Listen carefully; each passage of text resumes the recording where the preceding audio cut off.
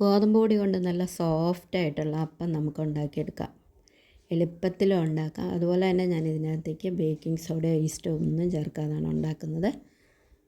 അപ്പോൾ ഇത് എങ്ങനെ ഉണ്ടാക്കുന്നതെന്ന് നോക്കാം.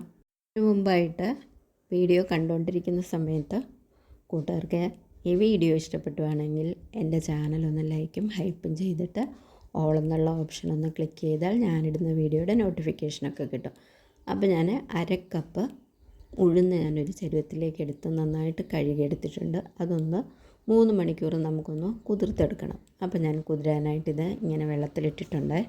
ഇതാ നോക്കൂ, 3 മണിക്കൂർ കഴിഞ്ഞപ്പോഴേക്കും ഇത് നന്നായിട്ട് കുതിർന്ന് കിട്ടിയിട്ടുണ്ട്. ഇനി നമുക്കിതൊന്ന് അരച്ചെടുക്കണം.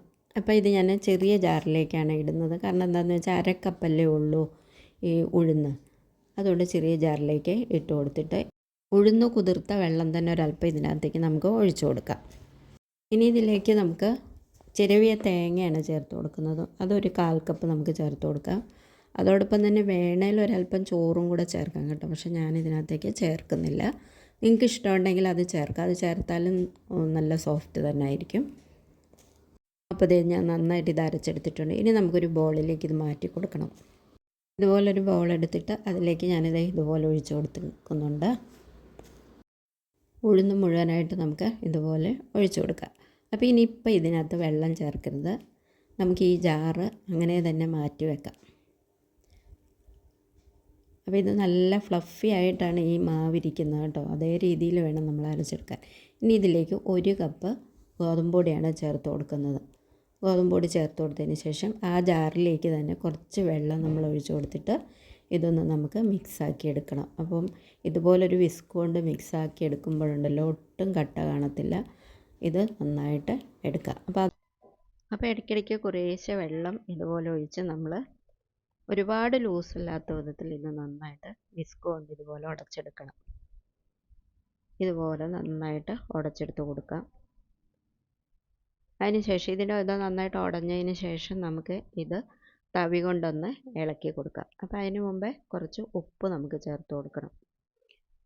അതും കൂടെ ചേർത്തിട്ട് വീണ്ടും കുറച്ചുകൂടെ വെള്ളം ഒഴിക്കണം. ഇപ്പോഴും നല്ല കട്ടിയിലാണത് ഇരിക്കുന്നത്. അപ്പോൾ ഇതുപോലെ നന്നായിട്ട് ഏകദേശം നമ്മൾ ദോശ ഉണ്ടാക്കത്തില്ലേ, ദോശ ഉണ്ടാക്കുന്നതിനൊക്കെ കുറച്ചുകൂടെ ലൂസായിരിക്കണമല്ലോ അപ്പം ഉണ്ടാക്കുമ്പോൾ. ആ ഒരു രീതിയിൽ നമ്മളിത് നന്നായിട്ട് ഇളക്കി കൊടുക്കാം. ഞാനിത് നന്നായിട്ട് ഇതുപോലെ ഇളക്കി കൊടുക്കുന്നുണ്ട്. അപ്പോൾ നമ്മളിനി തവി കൊണ്ട് നമ്മൾ ഇളക്കി നോക്കുമ്പോൾ അറിയാം നമ്മൾ അപ്പത്തിൻ്റെ മാവ് എങ്ങനെയായിരിക്കും. ആ രീതിയിൽ നമുക്കിത് കലക്കിയെടുക്കാം. ഇനി ഇതിപ്പോൾ രാത്രിയിലാണ് ഞാൻ കലക്കി വെച്ചിരിക്കുന്നത്. ഇനി നമുക്കിത് അടച്ചു വെക്കാം. അപ്പോൾ ഇത് വലുതായിട്ട് പതഞ്ഞ് പൊങ്ങത്തൊന്നുമില്ല കേട്ടോ. അപ്പോൾ ഇത് രാവിലെ ആയിട്ടുണ്ട്. ഞാനിത് തുറന്ന് നോക്കിയിട്ടുണ്ട്, കണ്ടല്ലോ. അപ്പോൾ നമ്മുടെ മാവ് ഒന്നുകൂടെ നല്ല ഫ്ലഫി ആയിട്ട് വന്നിട്ടുണ്ട്. അപ്പോൾ ഇനി ഇതിനകത്തേക്ക് ഒന്നും ചേർക്കണ്ട. വേണമെന്നുണ്ടെങ്കിൽ നിങ്ങൾക്കൊരല്പം പഞ്ചസാര വേണേൽ ചേർക്കാം. നമ്മൾ നോർമലായിട്ട് അപ്പത്തിന് ഒരല്പം പഞ്ചസാര ചേർക്കുമല്ലോ, ഒരു 1/2 സ്പൂണൊക്കെ. അതുപോലെ വേണേൽ ചേർക്കാം കേട്ടോ. പക്ഷേ ഞാനത് ചേർക്കുന്നില്ല. ഇനി നമുക്ക് നേരെ തന്നെ ചൂടായ ചട്ടിയിലേക്ക് നമുക്ക് മാവ് ഒഴിച്ച് കൊടുത്തിട്ട് നമുക്കിത് ഉണ്ടാക്കിയെടുക്കാം. സാധാരണ ഉണ്ടാക്കുന്ന പോലെ തന്നെ. എന്നിട്ട് 1 മിനിറ്റ് ഒന്ന് നമ്മൾ അടച്ച് വെക്കുക. അപ്പോഴേക്കും നല്ല ഷേപ്പിൽ നമ്മുടെ അപ്പം റെഡിയായിട്ട് കിട്ടിയിട്ടുണ്ട്, കണ്ടല്ലോ. ഇതുപോലെ നമുക്ക് എല്ലാം ഉണ്ടാക്കിയെടുക്കാം. അപ്പോൾ ബാക്കിയുള്ളതും നമുക്ക് ഇതുപോലെ ഉണ്ടാക്കിയെടുക്കാം കേട്ടോ. നല്ല ഷേപ്പിൽ കിട്ടും. അതുപോലെ തന്നെ പുറമൊക്കെ നല്ല ക്രിസ്പി ആയിട്ട് കിട്ടുകയും ചെയ്യും. അപ്പോൾ ഞാനിത് മുഴുവനായിട്ടും ഉണ്ടാക്കിയെടുക്കുന്നുണ്ട്. അപ്പോൾ ഇത് എത്രത്തോളം ഈസിയാണെന്ന് നോക്കൂ. തലേദിവസം അല്പം ഉഴുന്ന് വെള്ളത്തിലിട്ടിട്ട് കുറച്ച് അതൊന്ന് കുതിർത്തെടുത്തിട്ട് കുറച്ച് തേങ്ങയും കൂടെ ചേർത്ത് ഗോതമ്പ് പൊടി കലക്കി ഉണ്ടാക്കി കഴിഞ്ഞ് കഴിഞ്ഞാൽ അടിപൊളി അപ്പം കിട്ടും. അപ്പോൾ കൂട്ടുകാർക്ക് വീഡിയോ ഒക്കെ ഇഷ്ടമായെങ്കിൽ എല്ലാവരും ഇതൊന്ന് ഉണ്ടാക്കി നോക്കണേ. ഇനി അടുത്തൊരു വീഡിയോയുമായി കാണാം.